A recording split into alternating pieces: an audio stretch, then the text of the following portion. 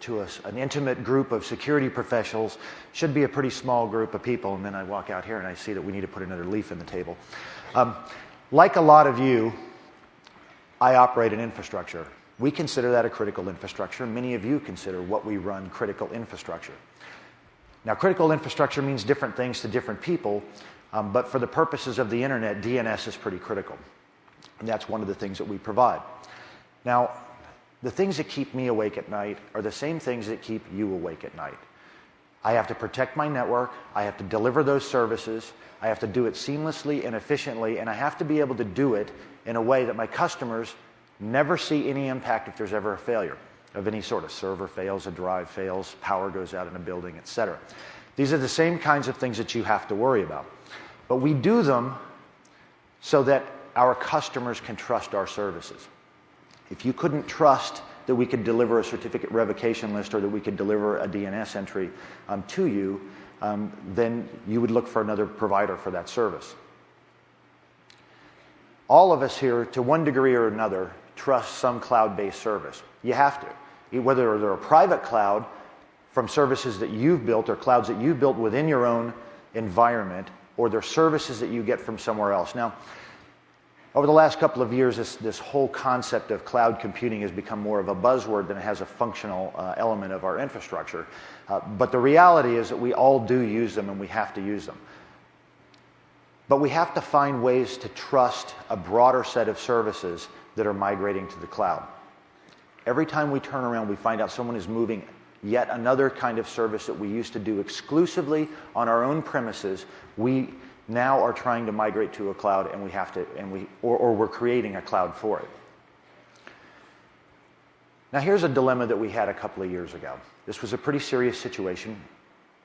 We had a number of data centers around the world, all of which could come under attack at any given point in time, and we needed to protect those because denial of service attacks are serious, and they were threatening the health of our services if we couldn't keep our services available while we were under attack. Our customers didn't really care what I was going to have to do to protect that. What they cared about was three things. Was it secure? Was it reliable? And was it going to scale with the growth of the internet? So whatever I had to do to protect those services, I had to do, and I couldn't exactly go tell them what I was going to do simply because they didn't care. They didn't care what I was going to do. They didn't care how much it was going to cost. They didn't care about any of that. But what they needed to know is that they could trust that the service was going to be available. So to provide that level of trust, I had to consider a few things. I had 17 data centers. We had 75 plus points of presence at that time. They were all vulnerable to a denial of service attack if we didn't provision sufficiently or provide the proper equipment and capacity to deal with it. And the price tag for providing all of those appliances, the traditional way of dealing with denial of service attacks, the price tag for applying all of those appliances at all of those locations and then over-provisioning the bandwidth sufficiently to be able to withstand the largest attack I would expect to see at that data center was going to cost me about $30 million. Now that's pretty expensive. But I can tell you that you guys, our customers, didn't really care how much that was going to cost me. What you cared was that the service was going to be up when it was available. So we had to abandon the traditional approach to dealing with denial of service attacks. In other words, we weren't going to brute force this problem at every single data center, and we weren't going to replicate all of that. Now, there were a couple of things we could have done. We could have reduced the number of data centers that we had, but that wasn't possible, at least not at that time. We could have ran at risk and just said, you know, we'll weather the storm if we have to, and then we'll just say we were sorry later on. That was a non-option. So we really just went back to the whiteboard and we rethought how we were going to deal with denial of service attacks and how we were going to deal with the overwhelming costs that it was going to take to deal with that. So we came up with another solution. We essentially created a private cloud which would allow us to put all of the brute force in just a few areas, in just a few of the data centers, and then whenever one of the other data centers was under attack, we could redirect traffic through the data center, scrub that traffic of all of the bad traffic, and let only the good traffic make its way to the other data centers. That worked pretty well, and it turned out to be much, much more cost effective. And we were able to essentially save that $30 million and provide every bit as good a service, but at a much lower cost. Now, I would argue that when it comes to denial of service mitigation, I really don't want that bad traffic in my data center to begin with. So I would argue that for denial of service mitigation, in the cloud is really the only way it can be done properly. Now, that worked out so well that we ultimately wound up making that a service that we offer to our customers. Now, it really is for not just for cloud providers, but for anyone who provides a service. It's about trust. It's not just about all of the gadgets that you put, all the firewalls that you put in, how many servers that you put behind it, how much QA goes into your software. All of that stuff adds up ultimately and rolls up to trust. But in and of itself, none of those things actually provide trust. People want to know, can they rely on the service? If I'm buying a service from you, can I rely on it? Where are you storing my data? Because I have to account for my data. If I think data is missing or corrupt or what have you, I need to go find it somewhere. And I also need to make sure that you're not, yet again, outsourcing the storage of my data somewhere else and possibly violating my compliance. Okay? I need to know, is the service secure? It's a component. It's not the only reason I'm going to select that service. Is it always going to be on? Are you backing up my data? How are you authenticating other users onto the system? Can other users see my data? What have you done to make sure that the tenants on that platform can't see one another's data? And I also need to know whether it complies with my governance model, because now, when I'm audited, you're going to be audited to some degree or another. So all week long, I'm sure that this is probably the first time you've heard anything about cloud computing this week.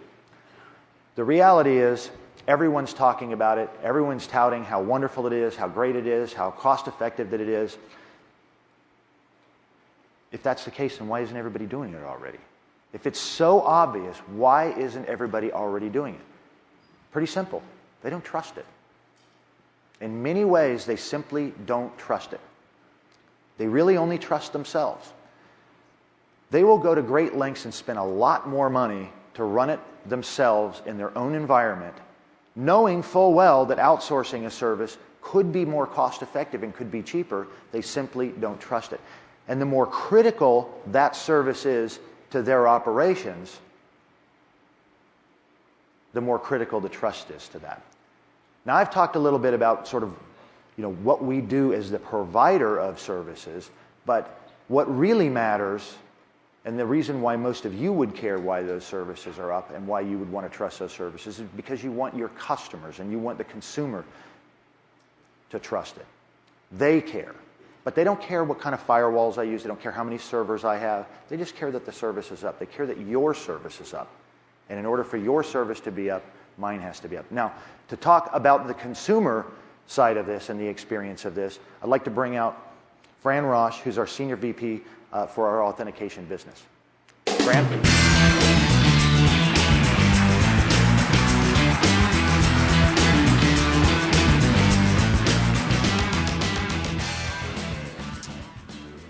Thank you, Ken.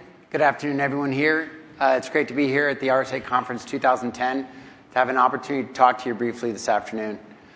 As Ken talked about, for CIOs and CTOs, there's still a lot of challenge and trust for them to be able to start really adopting the cloud and using all the capabilities that are there for the having.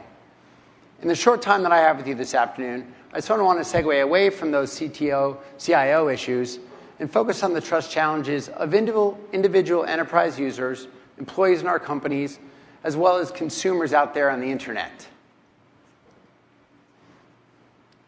I've had a good opportunity over the past couple days to attend a lot of the technical sessions here at the RSA conference.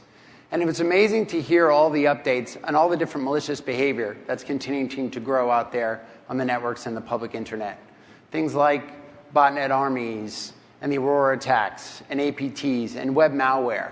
It's clear that the internet is continuing to grow and continuing to be a scary place for people to be able to transact and work. It was also great to be able to go and spend some time on the expo floor and see all the different companies out there, both large and small, who are developing technologies that will be able to combat the growth of this malicious code. So even though our problems are rising, so are our solutions. However, individual users of our employees of our companies and consumers out there on the internet certainly are not going to